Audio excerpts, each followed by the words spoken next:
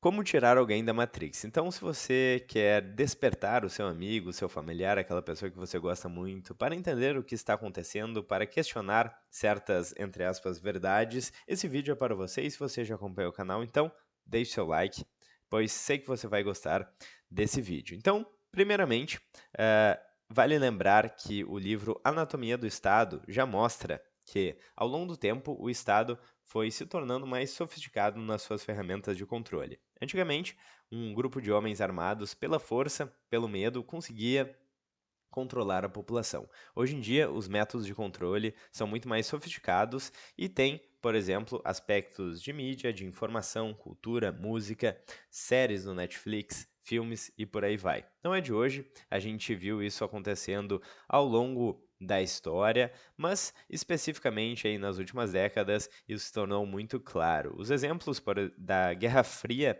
são clássicos, e mostram como os filmes, a música está envolvida no contexto, inclusive de guerra. Então, há muita propaganda, aconteceu muita propaganda na Segunda Guerra Mundial, e hoje em dia, pelo menos nas últimas décadas, isso se tornou muito intenso com a adoção em massa de televisões, rádios e por aí vai. Mas hoje estamos chegando em um novo paradigma que é a internet. Então, antes, vamos falar um pouco sobre Matrix, de onde é que veio a ideia da Matrix e para isso, vamos voltar à alegoria da caverna de Platão. Então, o que fala Platão na alegoria da caverna? Basicamente, é a história de um grupo de pessoas que mora dentro de uma caverna e tudo que elas conseguem observar são as sombras do que está lá fora. Até que em um determinado momento alguém consegue sair dessa caverna, vai para fora da caverna e descobre que existe um mundo real e que o sol, a luz ilumina as coisas de verdade. E o que eles estão vendo na caverna são só sombras do mundo real. Então, para Platão, o sol, a luz, são as ideias que iluminam aí o nosso mundo, a nossa interpretação do que está acontecendo. Então, essa pessoa volta para dentro da caverna e ao tentar mostrar para as pessoas que existe um mundo lá fora, que elas não estão vendo a totalidade das coisas do mundo, as pessoas, elas não só não querem sair, como elas rejeitam a ideia de forma muito veemente. Então é muito difícil convencer quem já foi enganado. Isso acontece nos dias de hoje. Então o filme Matrix aproveita um pouco dessa ideia e o Morpheus mostra então para o personagem principal a pílula vermelha e a pílula azul. O que significa cada uma dessas pílulas? Se ele tomar a pílula azul, ele não vai questionar nada e vai aceitar a realidade que é apresentada para ele. Se ele toma a pílula vermelha, ele começa a questionar. E é muito importante esse ponto, porque o filme não acaba quando o personagem principal toma a pílula vermelha, o filme começa. E o que significa isso? Aquelas pessoas que acham que porque conheceram alguma coisa, aprenderam alguma coisa, acabou, elas têm um conhecimento total de todo mundo, na verdade elas estão tomando a pílula azul, porque a pílula vermelha é justamente o que dá início ao filme e início ao questionamento. Então, se você toma a pílula vermelha, se você decide questionar a Matrix, por assim dizer, você precisa constantemente confrontar as suas ideias e o que é apresentado para você com um discernimento, com a lógica, interpretar o que está acontecendo. Então, tomar a pílula vermelha seria uma constante, um constante ceticismo em relação ao que lhe é apresentado e você precisa confrontar essas ideias para ver se elas fazem sentido. Então, é exatamente isso que o personagem principal faz no filme Matrix. Então, o que a gente já consegue observar? A gente consegue observar que hoje em dia os métodos de dominação são muito mais sofisticados, que a mídia é utilizada. Inclusive, eu já falei sobre isso em outros vídeos, mas o Antônio Gramsci, então, um revolucionário, ele diz que a revolução só seria implantada com uma revolução cultural e não uma revolução através da força, como era pregado antigamente no socialismo mais clássico de Marx, por exemplo. Então, Antônio Gramsci diz que tomando a cultura, tomando a mídia, tomando as universidades, seria possível implementar uma revolução, que é basicamente o que está acontecendo no Brasil há algumas décadas. Então, é isso que vemos hoje, não só no Brasil, mas no mundo. A mídia tem um papel muito importante no controle da população, principalmente a mídia tradicional. E aí que vamos para um grande paradigma que aconteceu agora, que é a internet e a informação descentralizada. Então, é muito mais fácil controlar um grupo pequeno de empresas que têm permissão para transmitir na TV aberta, na TV a cabo. Então, existe muito mais burocracia e muito mais controle nessa mídia tradicional, na mídia do legacy, digamos assim. E, por outro lado, a informação descentralizada, a internet permite que qualquer pessoa apresente o que está acontecendo com seu ponto de vista e aquelas pessoas que estão vendo o conteúdo interpretem e identifiquem o que faz sentido ou não para elas. Hoje em dia é possível ver os dois lados da história inevitavelmente. Diferente de antigamente, quando só existia a mídia tradicional e a gente só via um lado da história. Então era muito mais fácil controlar, não à toa quem políticos e burocratas, quem atualmente detém o poder, está muito preocupado com a internet descentralizada, porque é muito mais difícil controlar a população agora. Então, basicamente, hoje em dia a gente tem uma ameaça a esse sistema tradicional, que é a informação descentralizada, e temos uma ameaça do ponto de vista financeiro, que é o Bitcoin. Então, um dos aspectos do domínio mais sofisticado de hoje em dia são as moedas fiduciárias, que podem ser aí emitidas por bancos privados por meio de bancos centrais que respaldam esse sistema de reserva fracionária. Então, pelo efeito Cantillon, os primeiros recebedores aí da moeda se beneficiam e a gente paga a conta por inflação, que por definição, pela definição clássica, é a expansão da base monetária. Bom, então temos várias ferramentas aí da Matrix, mas elas estão sendo ameaçadas aí por novas tecnologias como o Bitcoin e como a informação descentralizada. Então, bom, você provavelmente que está vendo esse vídeo já sabia de tudo isso e já sabe que isso está acontecendo e está se perguntando então como que eu posso despertar aquele meu amigo que não despertou ainda da Matrix? Qual que é o problema aí de consumir e acreditar em todas as informações que são passadas, principalmente pela mídia tradicional? Porque políticos e burocratas não querem que você seja rico, livre, independente. Bem pelo contrário, eles querem que você seja fraco, pobre e submisso.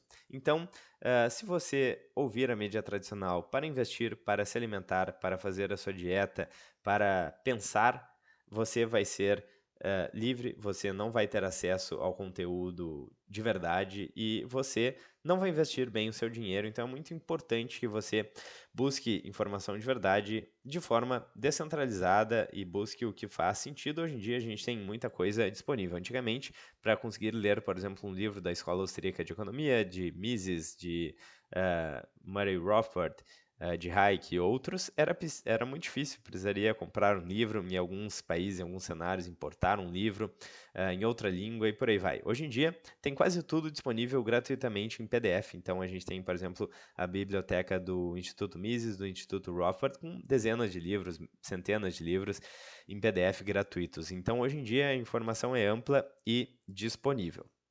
Então, como despertar aquele seu amigo que está sendo prejudicado pela Matrix? Então, primeiro ponto é que essa ação de despertar alguém deve derivar de um desejo genuíno de ajudar a outra pessoa e levar ela para a verdade. Tem uma frase de São Tomás de Aquino que fala que a melhor coisa que você pode fazer para alguém é levar ela para a verdade. Então você deve fazer isso como um gesto de caridade e não tentando ganhar um debate ou alguma coisa do tipo, provar que seu ponto está mais correto do que o outro por uma questão de ego, e sim tentar levar a pessoa para a verdade. E eu acho que uma das formas que funciona muito bem nesse sentido é citar aí algumas coisas que quebram essa narrativa. Então, por exemplo, tem um site muito interessante que se chama O que diabos aconteceu em 1971? What the fuck happened in 1971? Então pesquisem na internet. Se você já conhece esse site, você provavelmente já deve conhecer se você acompanhou o canal. Mostra todas as desgraças que aconteceram em 1971. Então tem vários gráficos e a gente vê que enquanto a produtividade subiu, o salário médio não subiu. Vários problemas aconteceram depois de 1971. E o que aconteceu em 1971?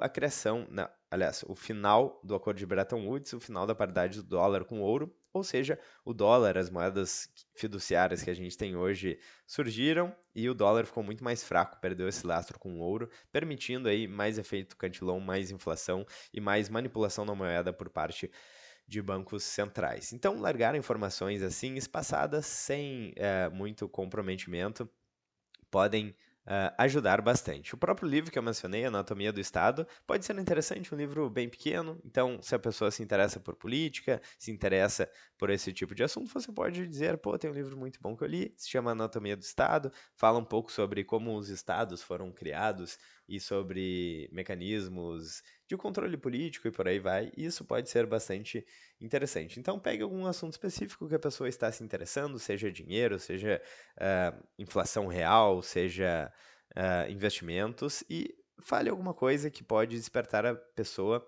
para que ela busque mais informação. E buscando mais informação, ela pode ver que o que contaram para ela sobre aquele assunto está errado e pode ser que ela comece a questionar sobre outros assuntos. Se mentiram para mim sobre o dinheiro, sobre investimentos, o que mais não mentiram? Para mim ao longo da minha formação. Então é basicamente esse o sentimento que você quer despertar na pessoa. Outra coisa que é interessante é falar sobre a inflação. A gente vê muitas vezes que o IPCA, o Índice de Preços ao Consumidor, é muito baixo e a inflação real que a gente vê no supermercado é muito alta. Então você pode falar, por exemplo, para aquela pessoa sobre qual a definição clássica de inflação, como isso foi mudado ao longo do tempo para que a culpa passasse dos bancos centrais, dos políticos e burocratas para o empreendedor, para o dono do mercado e por aí vai. Então são pequenas pílulas de informação que a pessoa pode se interessar e pesquisar. Então, basicamente, a ideia é não tentar convencer a pessoa, ver um desejo genuíno da pessoa em entender alguma coisa e mencionar dados, fatos e livros que façam a pessoa questionar certas coisas, que pode levar ao desejo de questionar algumas outras coisas e de saber. E puxando então a bola do tema principal aqui do canal, que é o Bitcoin, eu acho que o Bitcoin é uma ótima forma de trazer mais pessoas para a verdade. Muitas pessoas acabam entrando no Bitcoin pelo number go up, ou seja, pela valorização do preço do ativo, e acabam se interessando por outros assuntos correlacionados, como Escola Austríaca de Economia, o que trazem um conhecimento, inclusive político e de como funciona o mundo, muito maior da realidade de uma maneira geral. Então, tem vários amigos que começaram a se interessar por Bitcoin, pela valorização, pelo potencial dessa tecnologia, e começaram a me perguntar coisas sobre o assunto, e eu acabei tendo a oportunidade de mencionar alguns livros, como As Seis Lições do Mises, como A Desestatização do Dinheiro, do Hayek, que são livros de economia e que explicam o problema do dinheiro, que explicam muito do que está acontecendo em termos de política, em termos de economia hoje em dia. Por outro lado, se a pessoa é mais afim de consumir conteúdos clássicos, a política de Aristóteles é muito interessante, que fala sobre as três possíveis formas de governo e a deturpação dessas formas de governo. Também a República de Platão traz algumas questões bem interessantes e bem relevantes para os dias de hoje, principalmente. Então, faça algumas referências que deixem a pessoa pensando, que deixem a pessoa coçando a cabeça.